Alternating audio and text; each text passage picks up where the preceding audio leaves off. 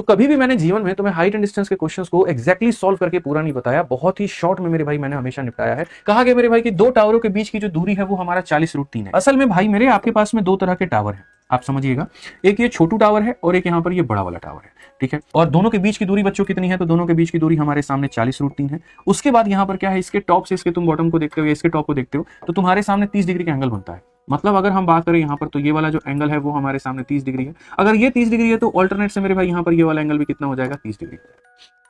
Perfect है। इस पूरे का मान हमारे सामने मेरे भाई 130 है यहाँ पर, तो क्या होगा कहानी, बहुत ही सिंपल है भाई, बहुत ही सिंपल है। आप यहाँ पर ये देखिए कि आप बोलेंगे गुरुजी 30 डिग्री के आगे कितना होता है, तो 1 होता है, और ये वैल्यू कितनी होती है, तो √3 होती है मेरे भाई यहाँ पर। आज √3 का मान 40√3 है, यानी अपने आप का 40 गुना। अगर ये संख्या अपने आप का 40 गुना होती है तो ये भी तो अपने आप का 40 गुना होगा, बताओ। तो यहाँ पर 1 का मान कितना हो जाएगा, 40 हो जाएगा। अगर 1 का मान 40 होगा तो ये हाइट कितनी होगी, 40। 130 में से 40 घटा दोगे तो ये वाली हाइट कितनी आ जाएगी, तो 90 आ जाएगी। और ये 90 है तो छोटा वाला भी कितना होगा, 90 होगा। तो कितना आंसर हो जाएगा, डी फॉर देव से हो जाएगा।